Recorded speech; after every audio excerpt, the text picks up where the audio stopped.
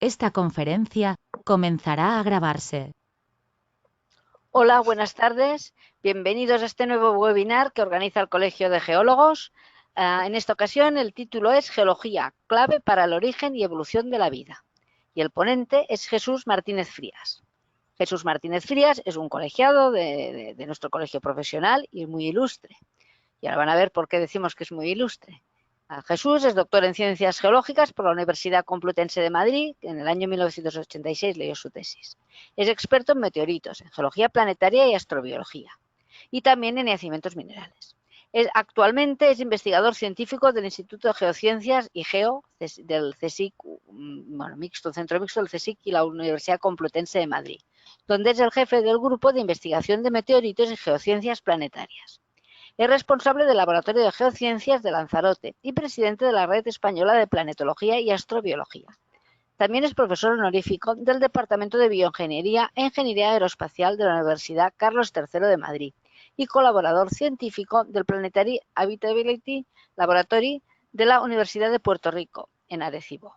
Es miembro de los equipos de ciencia de las misiones de Marte, NASA MSCL, del Curiosity, ESA ExoMars y Mars 2020, y colaborador del proyecto Biomex de la ESA, Estación Espacial Internacional. Además, Jesús ha escrito varios libros. Uno es El mensaje de Darwin, pero ya para los interesados en estos temas, en astrobiología y todo, escribió un libro de 101 acertijos planetarios y astrobiológicos que hace un año o algo así presentó aquí en la sede del colegio. Y yo creo que sin más vamos a esperar que nos hable sobre las claves para el origen y la evolución de la vida que nos da la geología. Bueno, adelante Jesús, muchas gracias. Pues muchas gracias, Esther, y muchas gracias al colegio por este webinario y por invitarme. Espero que el tema sea de interés. Voy a intentar compartir la pantalla.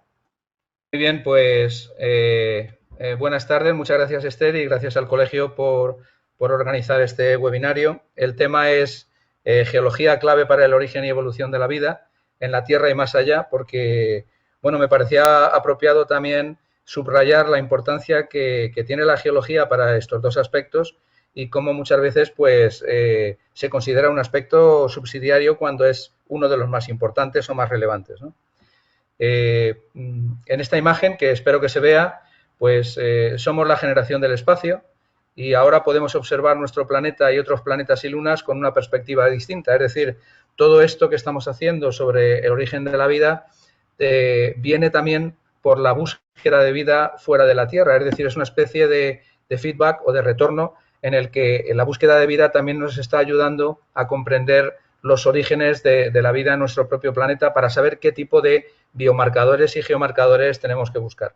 Es decir, ya no solamente vemos a la Tierra como un sistema, sino que la vemos como un modelo, o al menos como el único modelo en el ámbito del origen y la evolución de la vida que podemos utilizar como análogo, porque hasta el momento no se ha encontrado vida en ningún otro sitio, ni en ningún meteorito, ni en ningún cometa, ni en ninguna otra luna, ni planeta enano, absolutamente en ningún sitio. A pesar de las noticias sensacionalistas que están saliendo continuamente y que yo pues intento de alguna manera neutralizar diciendo que por favor que basta ya de sensacionalismo, porque precisamente los que estamos trabajando en estas temáticas somos los más interesados en que se ofrezca la ciencia a la sociedad pues con la máxima rigurosidad científica, ¿no? Bien, la astrobiología lo que pretende es comprender esto, es decir, comprender qué es la vida en el marco de la evolución del universo, desde la formación de las primeras partículas, la generación de galaxias, nebulosas, la estructuración y la formación de planetas y como está indicado en esta imagen hay una especie de secuencia desde los inicios, desde el inicio del Big Bang hasta llegar a nuestro planeta donde se ha originado la vida por una serie de circunstancias en las que la geología, como se ve en esta propia imagen, pues es muy importante y a pesar de ello la geología no aparece en ninguna de las definiciones relacionadas con la vida, es curioso, ¿no? Y bueno, pues luego la vida ha ido evolucionando hasta llegar al ser humano que está representado a la izquierda de la imagen, que se está preguntando si ese proceso puede haber ocurrido en otro sitio y podemos encontrar vida, aunque sea pues primitiva o primigenia en otro lugar. las preguntas que se hacen en la astrobiología, aquí he traído las tres más importantes del NASA Astrobiology Institute, que son cómo empezó y se desarrolló la vida, si existe vida en algún lugar del universo y cuál es el futuro de la vida en la Tierra y más allá. Y en todas ellas pues hay una serie de objetivos donde la geología, las geociencias, las ciencias de la Tierra pues tienen un papel fundamental, ¿no? Por ejemplo, comprender cómo empezó la vida en la Tierra y comprender nuestros orígenes, ¿no? Por ejemplo, pues determinar cómo responden los ecosistemas a los cambios ambientales o determinar cuáles son los ambientes que proporcionan análogos para comprender las condiciones. Es decir, que la geología está implícita en todo aquello relacionado con la astrobiología. Y como veremos, además, está resultando importantísima. Ahora, cuando estamos trabajando en Marte, luego lo veremos un poco más adelante, pues realmente es gracias a la geología, a la interpretación de las rocas y los minerales, que nosotros podemos determinar qué tipo de paleoambientes había, si estábamos trabajando en un paleolago, en un río, en un torrente, en un ambiente volcánico, hidrotermal, y eso nos va a guiar a qué tipo de vida tenemos que buscar o qué tipo de biomarcadores. Pero realmente en esta charla quiero empezar sobre todo subrayando o enfatizando la importancia de la geología en lo que es el origen de la vida en sí misma, ¿no?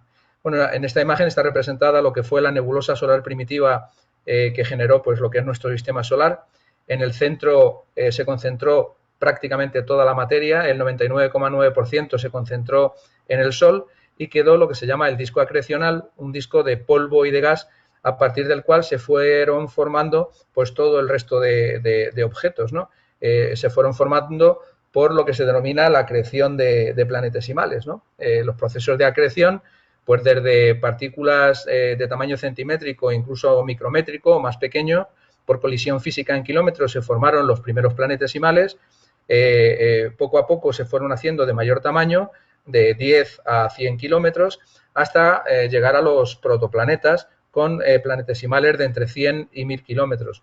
Es decir, que este proceso de acreción es el que, acreción de materia, y ya veremos que esta materia no es una materia suelta o independiente donde los elementos parece que están en el aire, sino que ya es una materia que está de alguna manera estructurada, como hemos visto, y como además se está descubriendo en los trabajos más recientes sobre todos los objetos de nuestro sistema solar, ¿no? De todos los cuerpos de nuestro sistema solar.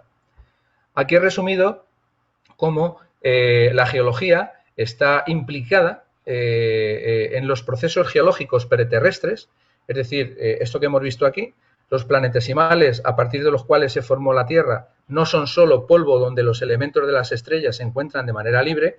Muchas veces se dice, como veremos más adelante, que somos polvo de estrellas, pero esto es una manera muy genérica de no hablar de cuáles son las características y la composición geoquímica y mineralógica de ese polvo, es decir, de no hablar de la geología. Es decir, no debemos hablar de materiales o no debemos hablar de polvo, sino que tenemos que precisar a través de nuestra disciplina, indicando y especificando pues, de qué minerales se trata o de qué geoquímica se trata cuando estamos hablando de ellos, ¿no?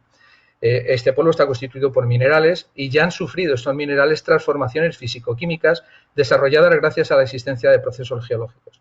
Es decir, que la materia que nos llega a nosotros a la Tierra ya ha sido afectada por una serie de procesos geológicos preterrestres. Antes de que se constituyera nuestro planeta, y como se ve en esta imagen, aquí he intentado representar el 1, la nebulosa solar primitiva, el 2, la acreción de nuestro planeta a partir de estos planetesimales, poco a poco, y el 3 ya el origen de los primeros organismos, lo que se conoce como el LUCA, el Last Universal Common Ancestor, que sería pues, la vida más primitiva, sería el primer ancestro del que procedemos todos.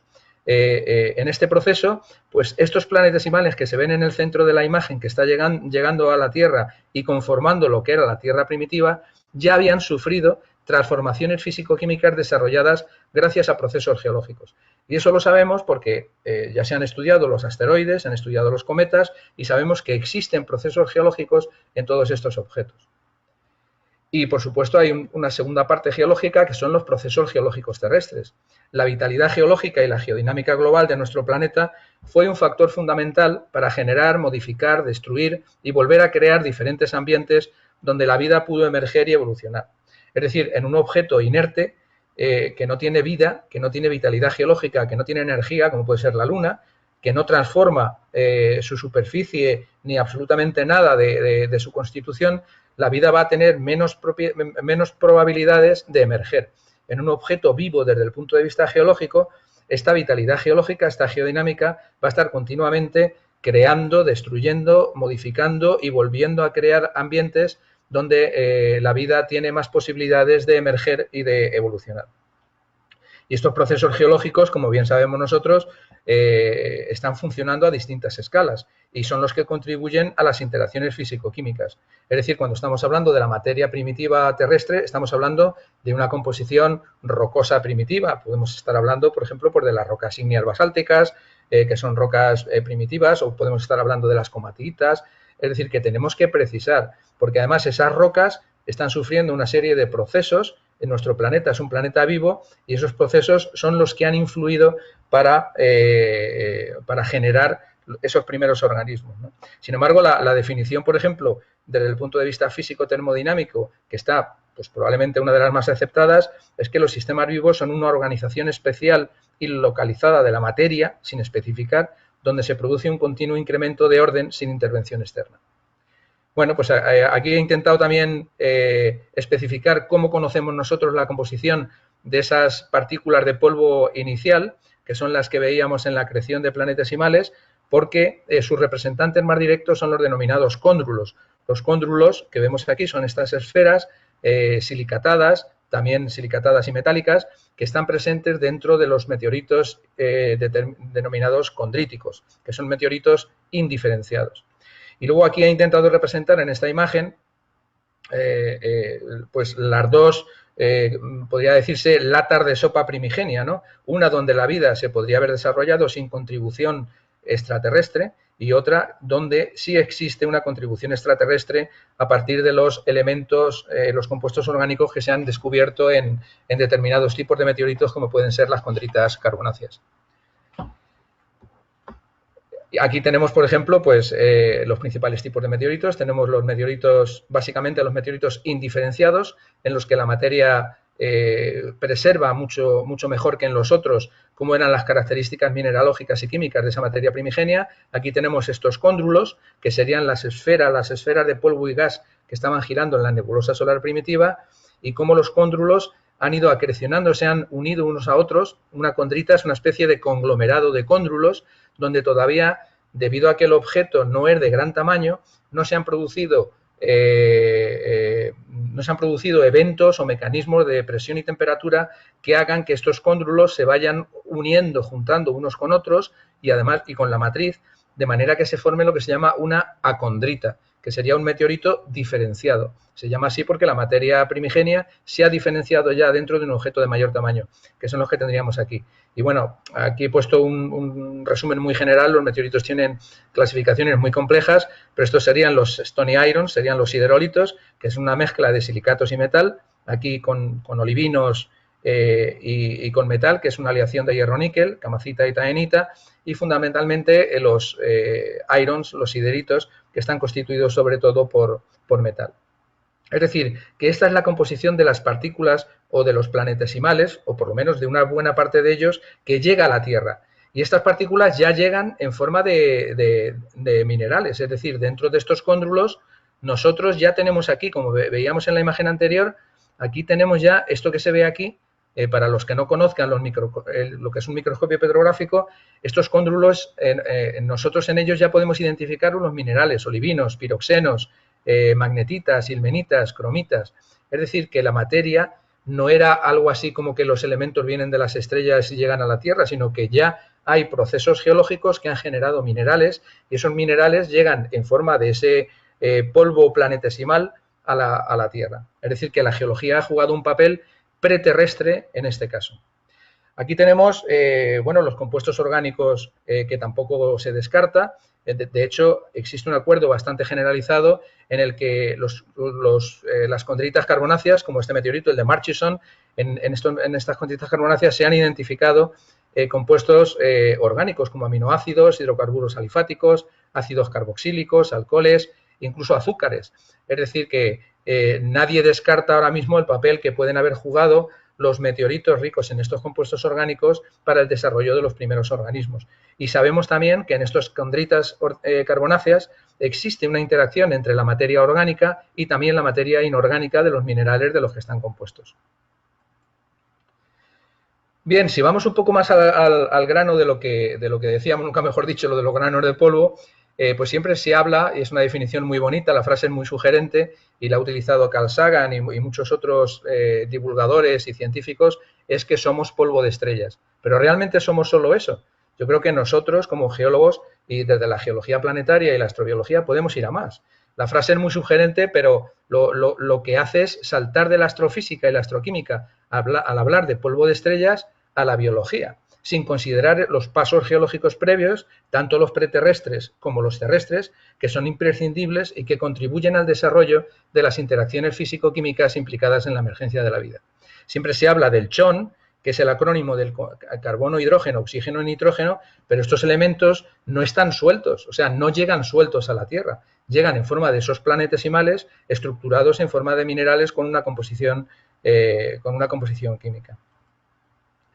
Luego hay otro tema fundamental, y es que básicamente nosotros somos agua, somos hielo líquido. Aquí la vida es agua en una componente fundamental, ¿no? Con otra serie de elementos asociados. Por ejemplo, aquí tenemos el tanto por ciento de agua, el porcentaje de agua de determinados organismos. Las algas el 98%, el 80%, los crustáceos el 77%.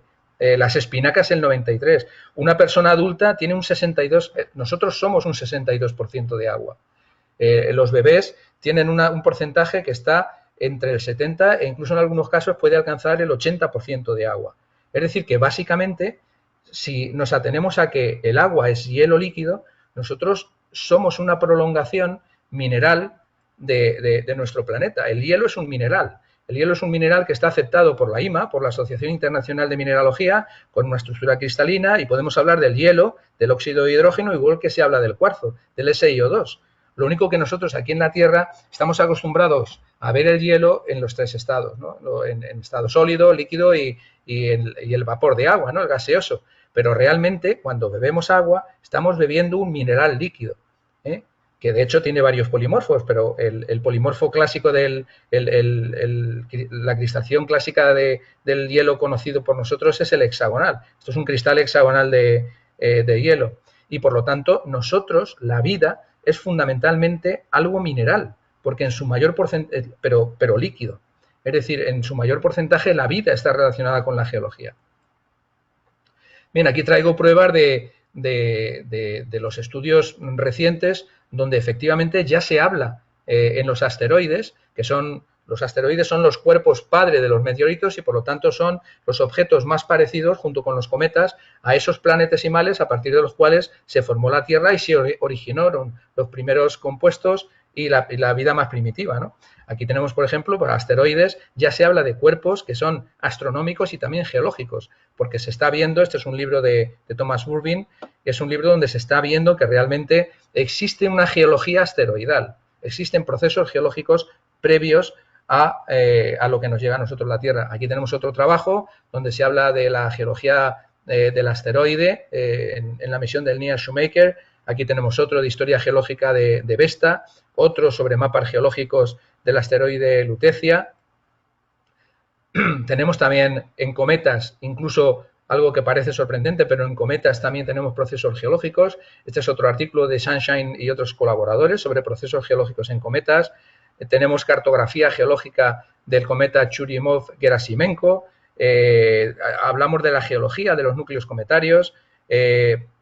Hablamos de procesos de desgasificación, como los que ocurren, por ejemplo, aquí en el magmatismo, pero salvando las distancias es lo mismo, son procesos de desgasificación o procesos de licuefacción de material sólido, pero el material puede ser hielo, que es un mineral, o puede ser silicatos, que son otros minerales. Realmente es lo mismo. Y el hecho de que el hielo es un mineral lo comprendemos pues porque hay cortezas, hay lunas que están constituidas por hielo, como Europa o Encélado. Es decir, las cortezas de estos objetos son de hielo, como podrían ser las nuestras de los planetas terrestres de silicatos. Bien, aquí hay otro tema importante también que nos relaciona a la vida, es un tema totalmente abierto en el que se está investigando y es que por lo que decía al principio de la relación entre esa geodinámica y esa vitalidad geológica, pues hay una cierta concordancia geocronológica entre el desarrollo de los primeros procesos de tectónica de placas, es decir, de dinámica global de nuestro planeta, por eso de la generación, transformación continua de ambientes hace unos 3.600 millones de años. Algunos autores apuntan incluso que podría remontarse los primeros indicios de tectónica de placas a los 4.000 millones de años, tan solo menos de 600 millones de años de formación de nuestro planeta, con también la edad de los primeros organismos. Es decir, existe una cierta concordancia o una correlación entre el arranque de lo que es el motor dinámico de nuestro planeta con el arranque de lo que es la vida. Bien, aquí tenemos más artículos que abundan sobre esta temática, si realmente la tectónica de placas jugó un papel crucial no solamente en el origen, sino también en sostener la vida, porque en la evolución de los organismos, pues obviamente han tenido que jugar un papel fundamental la geología de nuestro planeta y las transformaciones que se han ido produciendo. Es decir, la geología, como decía en el título, tiene un papel fundamental no solamente en el origen, sino también en la evolución. Lo estamos viendo aquí en la historia de la vida, que es una historia de la geo y de la bio, con todas las extinciones, algunas relacionadas, por ejemplo, con impactos cometarios, pero como seguramente sabe la audiencia, también se han propuesto otras hipótesis relacionadas con actividad volcánica en la India, por ejemplo, ¿no?, en el volcanismo del Deccan, ¿no? Es decir, hay un aspecto que es clave y es que sin geología no hay biología y sin geodiversidad no habría biodiversidad. Son dos aspectos que están correlacionados y que no se pueden estudiar uno sin el otro, ¿no? Aquí tenemos en esta otra imagen pues un ejemplo pues del martillo de geólogo de Harrison Smith, que bueno, hasta el momento es el único científico que ha estado en la Luna, que bueno, la Luna es un objeto inerte y aquí pues la vida no tiene probabilidades de emerger y evolucionar como en la Tierra, precisamente por la carencia de esa dinámica geológica. Sin embargo, en Marte sí. En Marte sí, porque Marte, al menos durante los primeros 1.000 millones de años de su evolución, Marte fue muy distinto a como es en la actualidad. A la derecha tenemos el Marte actual, con los dos polos helados, mucho más inerte, y a la izquierda tenemos un modelo de lo que sería el Marte antiguo, pues con rocas volcánicas, probablemente con una tectónica de placas muy incipiente. Sobre esto también hay distintos tipos de estudios, al menos con una dinámica más o menos global, y donde había interacción y había transformaciones de los ambientes. Sabemos que han existido ríos, torrentes, lagos e incluso un gigantesco océano que rellenó su hemisferio norte. Hay actividad volcánica, actividad hidrotermal, sistemas convectivos, probablemente sistemas de mineralización.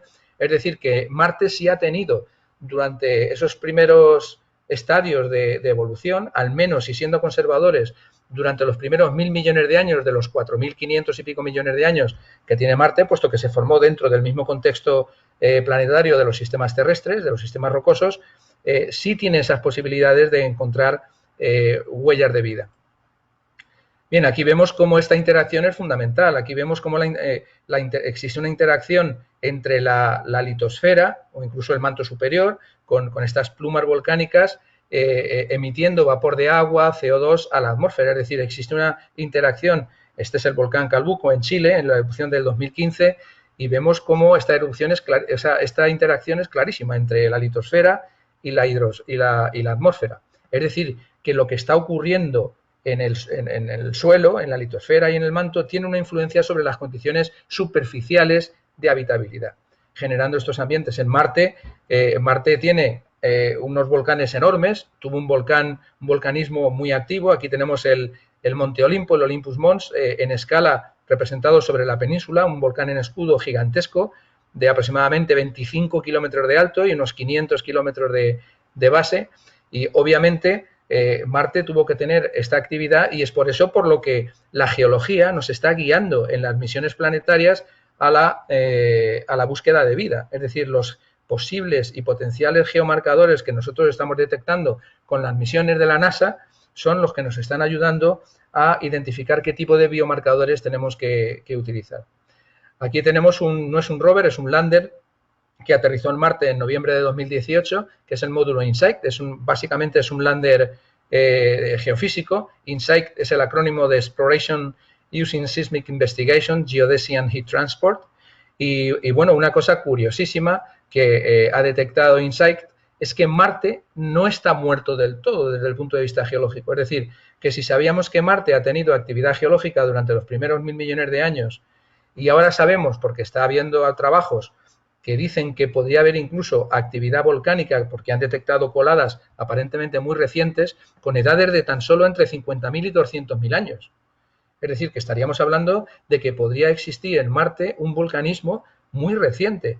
Y esto también nos hace ser positivos a la hora de correlacionar y a la hora de buscar vida, porque, por lo mismo que he dicho, si Marte está activo y tiene vitalidad geológica, pues la vida no tiene por qué ser solamente si existió esos remanentes de vida o esas huellas de vida antiquísima de hace 3.000 o 4.000 millones de años, sino que podría existir vida en la actualidad por debajo de la superficie. InSight ha detectado, bueno, aquí en esta 174 terremotos en 10 meses, ya ha superado los 200 y pico terremotos. Y bueno, pues los rovers, como el Curiosity, esta es una imagen del rover, se llaman rovers geólogos además, ¿no? De los rovers Curiosity y el Perseverance, que es el último que ha llegado de NASA, pues están trabajando y están investigando todos estos aspectos, analizando pues el polvo regolítico, analizando las rocas, analizando los suelos y analizando los afloramientos e identificando los ambientes antiguos de Marte, ¿no?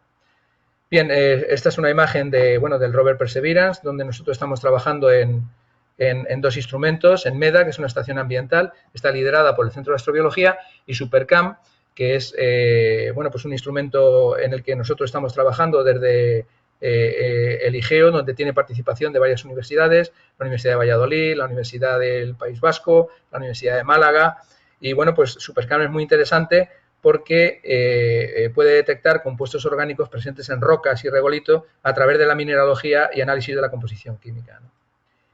Bueno, esta es una imagen es un GIF animado muy reciente del funcionamiento del Perseverance con Ingenuity, que es un pequeño dron helicóptero que está ayudando como si fuera una especie de técnico de campo al robot geólogo, pero lo que se está estudiando en cuanto a búsqueda de vida, pues es prácticamente muy similar a lo que hacemos nosotros los geólogos o los geoquímicos cuando intentamos buscar las huellas de vida primitiva o las huellas de vida más antigua de nuestro planeta, ¿no? Es decir, que la geología es fundamental. Aquí vemos, por ejemplo, que gracias a la cartografía geológica se ha sabido pues, que hay varios canales en el cráter G0, que es donde ha aterrizado Perseverance, que hay un delta maravilloso, que hay material arcilloso, que las arcillas preservan bien los compuestos orgánicos. Es decir, que la geología es fundamental, no solamente para comprender el origen de la vida, para su búsqueda fuera de la Tierra y para también comprender cómo ha sido su evolución. Bueno, por no restringirme solo a Marte, he traído pues otros objetos. En nuestro sistema solar existen varios objetivos muy interesantes por su geodinámica y relevancia astrobiológica, como pueden ser Europa, por ejemplo. En Europa pues tenemos estas fracturas, tenemos una especie de tectónica caótica entre todas estas placas de la corteza de hielo, es hielo de agua además, es decir, que es un mineral, es decir, sería una corteza monomineral, la composición de estas líneas es más rica en sales. En Encélado también sabemos que existe actividad geodinámica. Aquí tenemos géiseres que eyectan material del interior de Encélado hacia el exterior, con vapor de agua y también con compuestos orgánicos que se han detectado. En Titán es un objeto muy interesante, pero también es por su actividad geológica, porque en Titán se ha detectado, es el único objeto de nuestro sistema solar que tiene un sistema parecido al terrestre, pero no con agua, sino con hidrocarburos. Se han detectado pues, lagos de metano y de etano, probablemente con lluvia, escorrentía superficial, torrenteras, y por lo tanto también es un objeto muy interesante para la búsqueda de vida, sobre todo porque no es un objeto inerte, sino que existe esa dinámica, ¿no? Y otro lugar donde se ha visto, por ejemplo, es en un planeta enano, como Plutón, donde se ve en la corteza de Plutón, que es una corteza, esto es hielo, se ven montañas pues enormes, gigantescas. Estamos hablando de montañas de kilómetros, ¿no? Entonces, aquí además vemos una superficie más lisa, una superficie más rugosa, y eso nos indica que existen procesos geodinámicos en Plutón que están modificando su superficie. Y esto también nos hace ser optimistas en este sentido astrobiológico. Bien, aquí tenemos los estudios geodinámicos, por ejemplo, en la corteza helada de Europa, o, por ejemplo, mapas estructurales tectónicos en Encélado, geología y procesos superficiales en Titán, geología de Plutón y de Caronte. Es decir, que la geología nos acompaña no solamente en los planetas terrestres, sino también en los planetas enanos, en los cometas, en los asteroides y en los diferentes objetos. Y por lo tanto, no podemos desligar la geología de ningún estudio, investigación o definición relacionada con lo que es la vida. Y menos viendo lo que hemos visto, ¿no? Pues que básicamente nosotros somos hielo líquido. Nosotros y toda la vida, todo lo que es la biodiversidad, ¿no? Pero bueno, incluso si nosotros vamos más allá, cuando hablamos de los planetas extrasolares, de los cuales se han descubierto ya pues miles de ellos, luego lo veremos. Aquí tenemos esta imagen que me gusta ponerla porque en esta imagen están contenidas 10.000 galaxias. Esto, sobre todo, pues nos tiene que hacer ver que tenemos que ser humildes y modestos en nuestras limitaciones de explorar el cosmos, que es inmenso, pero los planetas extrasolares que se han descubierto hasta el momento, que se han descubierto cerca de 5.000 exoplanetas, pues los estudios que se están realizando ahora mismo desde el punto de vista astrobiológico, lo que intentan es determinar, porque no se puede llegar a ver las litosferas, pero sí se puede ver si existe alguna firma litosférica que se pueda observar en la atmósfera de estos exoplanetas. Es decir, si el planeta tuviera una actividad volcánica, pues tal vez podría tener una atmósfera mucho más compleja, con una serie de compuestos que sí podrían detectarse, porque bueno, pues hasta el momento no podemos llegar a estudiar las litosferas de los exoplanetas porque están lejísimos, pero sí podemos, aquí tenemos el más cercano de tipo terrestre, se encuentra a 4.2 años luz. Este es un resumen de los potencialmente exoplanetas habitables del Laboratorio de Habitabilidad Planetaria donde bueno, pues me cabe el honor de ser colaborador, ¿no? de la Universidad de Arecibo. Y bueno, nada más, simplemente quería destacar el papel de la geología en todos estos aspectos, porque muchas veces, como ocurre también en la enseñanza y en muchos otros ámbitos, parece que fuera una disciplina, una ciencia subsidiaria, cuando precisamente, en este caso, por lo menos, es de las más importantes, o al menos tan importante como las demás, ¿no? Así que nada más, muchas gracias por su atención y nada más, gracias. Abrimos el turno de preguntas. Lo que les pedimos es que por favor formulen sus preguntas por el chat y entonces les pasaremos la voz o incluso podemos abrir el micrófono. Yo creo que como somos 30 personas es manejable. Ya que soy la presentadora, me tomo la libertad de ser la primera que te pregunte y tengo muchísimas preguntas, Jesús, porque hasta ¿cuál sería la definición de vida? Pero vamos, esto ya no tenemos por qué no acabaríamos, Pero, ¿tú crees que lo que es la geodinámica sea tan importante, que haya una actividad geodinámica en un planeta? ¿Es importante porque crea desorden en el sistema y entonces hay más probabilidades de que haya vida? ¿O no van por ahí? Bueno, pues bueno, sí, dentro de esta definición termodinámica, el tema de la entropía es un tema muy importante. Existen distintas definiciones de vida. Existen definiciones de vida de acuerdo con la aproximación para llevar a cabo esta definición. Los físicos dan una aproximación mucho más física. Desde la química se hace una aproximación mucho más química o mucho más geoquímica, o incluso desde la biología molecular o desde la microbiología se da una definición de vida diferente, o desde la termodinámica. Nosotros también podemos dar la nuestra como geólogos, es decir, podemos decir, al menos al mismo nivel que los demás, como estamos diciendo, que nosotros somos una prolongación geológica de nuestro planeta, al menos una prolongación mineralógica, considerando que cuando nacemos, pues el 80% aproximadamente de lo que somos hielo líquido, somos un mineral, con otra serie de ingredientes, y sabiendo además que ese polvo que ha constituido la base que ha alimentado lo que son nuestros componentes, pues ya han sufrido procesos geológicos y que además se necesitan procesos geológicos en nuestro planeta, tal vez no para crear ese desorden, esa entropía, eso sería una forma de termodinámica de verlo, pero sí para generar distintos tipos de ambientes. Si se genera un ambiente hidrotermal con interacción con las rocas o unas charcas más someras en superficie o un ambiente lacustre hipersalino, es decir, la vida tiene distintas posibilidades de probar cuál es la que va a tener más éxito, ¿no? Incluso se habla, hay estudios, investigaciones que hablan de que la vida ha probado, o sea, han probado distintas posibilidades y ha habido una que ha tenido éxito, que ha sido la que ha prosperado. Pero no se descarta que los primeros organismos probaran, por así decirlo, distintos ambientes en los que emerger, ¿no? Como organismos primitivos. Pero obviamente la geodinámica, la vitalidad geológica, que es un juego de palabras, la vitalidad geológica es importantísima para la emergencia de la vida, ¿no?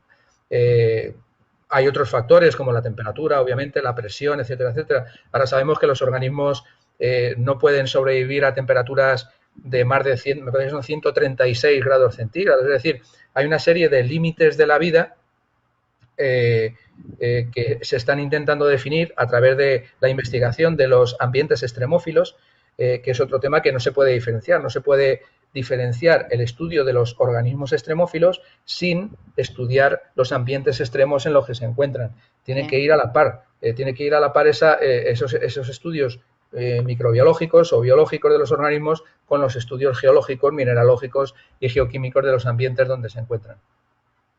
Muy bien. A ver, Leandro Sequeiros tiene un comentario que hacer. Leandro, ¿quieres leerlo en voz alta o...? ¿Leandro? Bueno, luego lo podéis ver en el chat porque... ya está, Leandro. Yo tenía ahí dos, aunque el ABC no sea una fuente muy científica, pero he encontrado dos noticias en la ABC que pueden ser interesantes. Una es que parece ser que en la Universidad de Arizona están haciendo experiencia o investigación sobre la posibilidad de que la vida hubiese aparecido en alguno de los planetas que luego impactaron contra la Tierra. Esa es una noticia que surgió hace un tiempo. Y otra noticia de hace muy pocos días en ABC es sobre la irregularidad que parece aparecer en el núcleo de la Tierra. No sé si tienen más información sobre ello. Bueno, pues el tema de la relación de los meteoritos con el origen de la vida, pues por supuesto que se ha tocado y nosotros lo estamos tocando en investigaciones. O sea, yo he trabajado personalmente en esta temática, ¿no? Incluso pues hemos hecho una especie de meteorito artificial que hemos recogido después, porque hemos hecho estudios en colaboración con Rosa de la Torre en el INTA de material que ha ido fuera de la Tierra y ha caído y lo hemos recogido, ¿no? Hemos visto qué posibilidades tiene de preservar la vida. Hasta el momento sabemos que en los meteoritos hay compuestos orgánicos, pero no se ha detectado ni un solo microorganismo. Pero sí sabemos, por ejemplo, que los grandes impactos generan removilizaciones de fluidos y generan cambios termodinámicos muy importantes. Es decir, que de alguna manera un impacto sería también una especie de geodinámica alóctona. Es decir, a veces un objeto que no tiene energía suficiente para generar esa actividad geodinámica sí puede obtenerla a través de ese impacto. Entonces, pues no es descartable que esos impactos generen removilizaciones de fluidos que condicionen la formación de distintos ambientes. Obviamente, pero estaríamos hablando de lo mismo, o sea, sería la generación de vitalidad dentro en la superficie del objeto, no por procesos endógenos, sino por procesos alóctonos, como estamos viendo en Io, por ejemplo. Io, que es un satélite de Júpiter, es muy pequeñito y sin embargo es enormemente volcánico. Tiene unos volcanes enormes. De hecho, el volcanismo de Io es tan fuerte que se producen, debido a los volcanes, se producen movimientos, ¿no?, rotacionales debido a ese volcanismo, ¿no?, por el proceso de acción y reacción, ¿no? Pero es una actividad volcánica no relacionada con la actividad endógena del objeto, sino condicionada por la influencia de Júpiter, la influencia mareal de Júpiter, ¿no? O, por ejemplo, también lo estamos viendo en Europa. En Europa, pues con toda probabilidad, que es una luna muy pequeñita, helada, pues Júpiter ejerce una influencia mareal y está provocando una actividad geodinámica en la luna muy interesante. Es decir, que cuando yo hablo de geodinámica puede ser proporcionada desde el exterior, pero también desde el interior, ¿no? Pero no dejan de ser, lo que hacen es desencadenar esos procesos geológicos necesarios o al menos, tal y como lo conocemos en la Tierra, importantísimos para el desarrollo, la emergencia de la vida. Bueno, me impresiona esto que dices que una marea de Júpiter puede provocar vulcanismo. Me da una vértigo. Bueno, es así. Ya, quiero decir que me supera el concepto.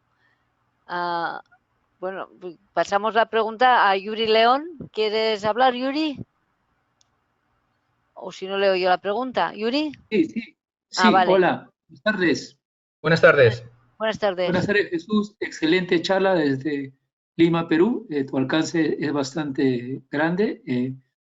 Una pregunta, Jesús.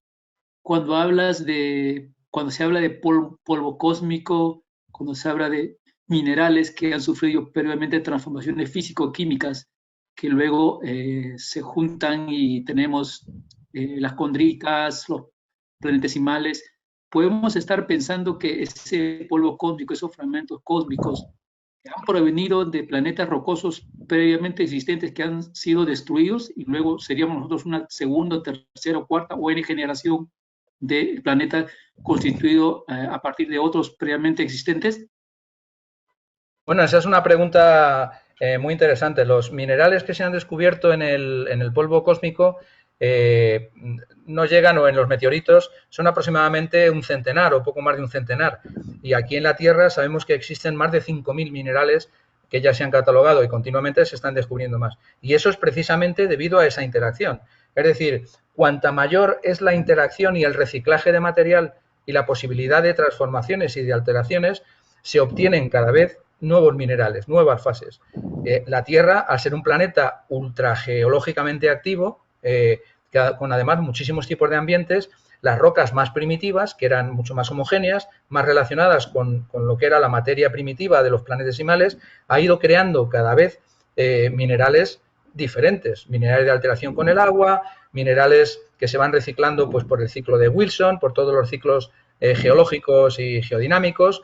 Y bueno, lo que sabemos es que estelarmente, desde el punto de vista estelar, sí tenemos al menos dos fases, porque una de ellas ha quedado atrapada dentro de ese polvo cósmico, porque isotópicamente es diferente, pero no creo que desde el punto de vista planetario estemos en un segundo reciclaje de planetas previos a los nuestros. Pero no se descarta que si hubiera un reciclaje, porque hay partículas presolares que tienen una composición isotópica diferente. Por lo tanto, yo creo que esta pregunta está más relacionada con las partículas presolares que con la existencia de planetas que se han destruido y han formado parte de lo que sería el conjunto actual que conocemos, ¿no?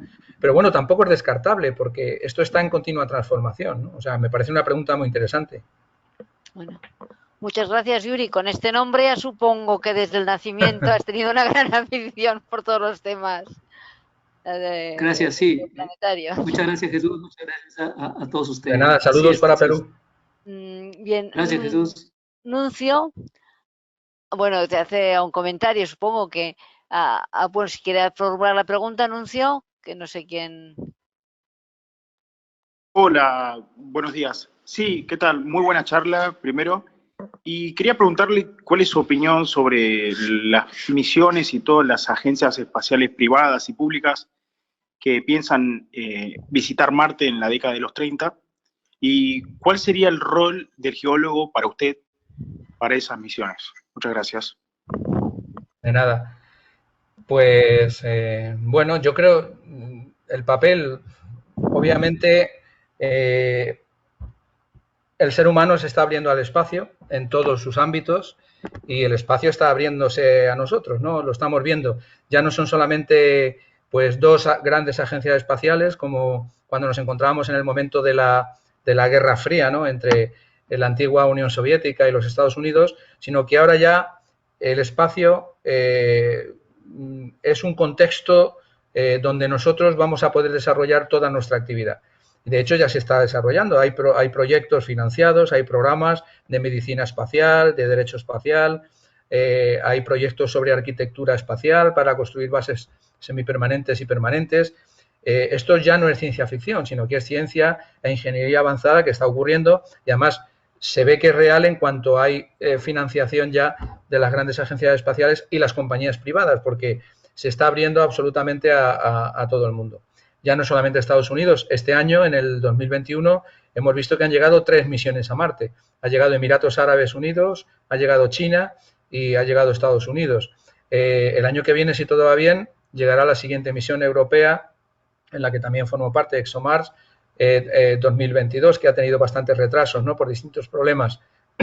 Yo creo que el papel, bueno, el papel que va a jugar la humanidad va a ser, pues, un papel el término tal vez más adecuado no sea de colonización, pero sí un papel similar al que nosotros hacemos ahora en las bases árticas, en las bases antárticas o incluso en la Estación Espacial Internacional. Es decir, vamos a ir trasladando estos ambientes exóticos, por así decirlo, donde el ser humano está ya trabajando, más lejos. Lo vamos a trasladar al polo sur de la Luna, probablemente al cráter Shackleton, que es donde se ha propuesto instalar la base semipermanente lunar, o en Marte. En Marte la primera misión, pues no será una misión, será una misión tripulada, pero no será una misión para el establecimiento de una base. Hay que ir por etapas. El rover Perseverance ya está poniendo los primeros pilares de estas misiones futuras de habitabilidad, está recogiendo material que va a dejar encapsulado y que se va a recoger en una futura misión, está analizando y viendo si se pueden transformar el dióxido de carbono de la atmósfera de Marte con un instrumento que se llama MOXIE, que es uno de los instrumentos del Perseverance en oxígeno. Es decir, que poco a poco estamos viendo las posibilidades de habitar otros cuerpos planetarios. Como bien ha dicho usted, para la década del 2030, yo he propuesto el 2035 aproximadamente, podría ya haber una primera misión tripulada a Marte. Y yo creo que los geólogos, pues igual que en la Luna, hasta el momento el único científico que ha ido ha sido un geólogo, también hay geólogos y geólogas, porque se proponen geólogas, una geóloga que probablemente pueda ser la primera misión, la primera mujer que pise Marte, sea una geóloga, una científica, ¿no? Yo creo que el papel pues va a ser fundamental. Va a ser fundamental porque ahora hay robots, hay rovers geólogos, pero cuando llega una persona pues tiene mucha más capacidad de síntesis, no sé, de interpretar las cosas que está viendo sin esas normativas tan rígidas que tienen los rovers, ¿no?, en los que estamos trabajando. Tiene capacidad de reaccionar y de moverse y de ver cosas pues como Harrison Smith cuando descubrió en la Luna los suelos anaranjados, ¿no?, ricos en ilmenita, ¿no?, en óxido de hierro y titanio. Pues nosotros podemos incluso improvisar y hasta el momento, probablemente los robots lo harán en el futuro, pero hasta el momento pues nosotros tenemos una capacidad de observación, de análisis, de síntesis y de improvisación mucho mayor, ¿no? La Luna yo creo que va a ir más rápido, Marte va a ir más lento, pero los dos aspectos van a ir en paralelo. Yo creo que se está abriendo ahora mismo todo lo que es la humanidad hacia el espacio y nosotros estamos siendo testigos de toda esta apertura, que es algo que pasará a formar parte de los libros de historia y de las enciclopedias. Estamos viviendo un momento crucial en el que por primera vez, como decía Esther, pues Yuri Gagarin ha salido al espacio, este año se ha cumplido el 60 aniversario, hemos llegado a la Luna y probablemente, si el cuerpo lo permite, veremos que llegan las primeras misiones tripuladas a Marte pues dentro de 15 años aproximadamente, ¿no? Es decir, que bueno, estamos en un momento muy, muy interesante y lo que tenemos que hacer es no cometer los errores del pasado cuando exploremos otros entornos, otros contextos, ¿no? Yo creo que ahí nosotros, los científicos, tenemos aunque no tenemos capacidad ejecutiva, porque hay quien la tiene, son los políticos, pero sí tenemos una cierta capacidad de asesoramiento para que todos estos trabajos tengan una componente ética, ¿no?, una componente geoética y bioética, ¿no?, que yo creo que va a ser muy importante. Bien, muchísimas gracias, Jesús. Aquí tenemos otra pregunta, hay muchas preguntas, de Joaquín Guadaño, que me pide que la lea porque él no tiene micro en el ordenador que está. Bueno, te da las gracias por la charla. Me ha hecho pensar la consideración de los vehículos de Marte como geólogos, lo que has dicho. Preguntas, ¿qué probabilidad le das a la existencia de la vida fuera de la Tierra? Y la otra pregunta es, ¿y a qué la podemos observar? Bueno, no entiendo cómo lo has escrito. Y en ese caso, ¿de qué forma la observaremos? O sea, ¿cómo la podemos observar? Eso es la pregunta, supongo. O sea, ¿qué probabilidad da la existencia de la vida fuera de la Tierra y cómo la podremos observar? Bueno, pues el tema de los rovers geólogos es que las mismas agencias los han bautizado así, ¿no? Y además es que es lo que están haciendo, analizar cuando sales a Marte, pues realmente lo que estos tienen son afloramientos, rocas, minerales. Bueno, también hay física y química atmosférica, también hay otros colegas que están trabajando en aspectos atmosféricos, pero del total de los miembros de los equipos de ciencia de las misiones, pues aproximadamente más del 70%, casi el 80% somos geólogos. Y por lo tanto, pues los rovers tienen una instrumentación, una ingeniería extraordinaria, muy sofisticada, pero los objetivos, pues básicamente son objetivos geológicos, de geoquímica, de mineralogía, de petrología, de sedimentología, son objetivos desde ese punto de vista, ¿no? En cuanto a qué probabilidad la vida fuera de la Tierra, bueno, pues es que fuera de la Tierra es inmenso, es decir, nosotros lo que estamos viendo es si dentro de nuestro sistema solar pues puede haber algún objeto donde la vida pueda haber emergido también, ¿no? Las probabilidades no son muy altas, es decir, que si dentro de lo que pequeñito que somos nosotros, el sistema solar, hubiera dos objetos en los que la vida ha emergido, sería maravilloso, ¿no? Pero desde luego yo creo que sería muy extraordinario. Tal vez podría darse, ¿no? Porque lo que estamos viendo es si cuando se dan las condiciones necesarias y suficientes para que se desarrolle y emerja la vida, esta aparece o no, ¿no? Fuera de la Tierra las posibilidades son inmensas. Estamos viendo que hay millones y millones y millones de galaxias y probablemente puede haber trillones de planetas, probablemente millones. Pues muchísimos de ellos la vida puede haberse desarrollado, ¿no? Y en cuanto a que la podamos observar, nosotros ahora mismo estamos intentando la búsqueda de vida tal y como la conocemos, o sea, basada en el agua líquida y en la química del carbono, ¿no? Y bueno, pues esos son los tipos de biomarcadores que estamos buscando. También es verdad que hay otros grupos de investigadores que están hablando de tecnomarcadores. Es decir, que si hubiera algún tipo de civilización avanzada o se pudiera haber dado, que, bueno, no es descartable. Si nosotros lo hemos hecho, no sé por qué en otro sitio no lo pueden hacer igual, ¿no? ¿Qué tipo de tecnomarcadores tendríamos que utilizar para detectarlos a esas distancias tan enormes, ¿no? Entonces, bueno, nosotros somos la prueba de que se puede llegar a la Luna o a otro planeta, ¿no? Y bueno, lo que ocurre es que hasta el momento no tenemos ninguna evidencia de que haya ocurrido al contrario, ¿no? Así que no podemos ir más allá de momento. De momento lo único que podemos hacer es pues establecer los protocolos y las técnicas para encontrar la vida de acuerdo con los parámetros que conocemos y con toda la biodiversidad, con los millones de especies que existen en nuestro planeta. Es el modelo, por eso la Tierra está sirviendo no solo como un sistema interactivo, sino también como un modelo en el que nosotros estamos aplicando el modelo Tierra a la investigación de otros planetas y lunas. Yo tengo una pregunta, aquí es que has comentado, no sé si al principio más o menos, que, bueno, y también lo había oído, pero me gustaría que me lo explicaras un poco más, que han llegado meteoritos, no sé qué tipo era, que tienen aminoácidos, azúcares y compuestos, digamos, orgánicos, orgánicos o química orgánica. ¿Y de dónde vienen? ¿De dónde proceden estos? Que igual os contáis y se me ha escapado. ¿De dónde proceden estos meteoritos? Estos meteoritos proceden de un tipo de asteroides que se llaman asteroides de tipo C, que son ricos en compuestos de carbono. Son asteroides carbonáceos. Bueno, pues el carbono es bastante común dentro de nuestro sistema solar. De hecho, en los cometas es uno de los componentes también fundamentales, el CHON, ¿no? El carbono, hidrógeno, oxígeno y nitrógeno, ¿no? Y bueno, pues en los meteoritos existen también el fósforo, ¿no? El fósforo existe en minerales, en la esreiversita, por ejemplo, ¿no? Es decir, que lo que nosotros somos procede de fuera.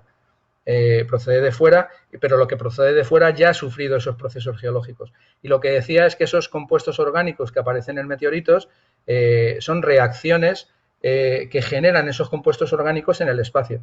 Lo que ocurre es que son compuestos orgánicos relativamente simples. Son compuestos que se han definido como los ladrillos fundamentales para la vida. Todo parece indicar que para la generación de esos compuestos orgánicos más complejos, lo que se necesita es un planeta, es decir, el planeta o luna, que sería donde se cocinarían todos esos ingredientes que se introducen en el puchero, en el planeta, ¿no? Como si fuera un guiso, ¿no? Es decir, que es muy difícil que estas reacciones en el espacio, porque es muy difícil, las reacciones es más fácil que se produzcan en la Tierra por toda esa diversidad ambiental y los cambios de temperatura y de presión.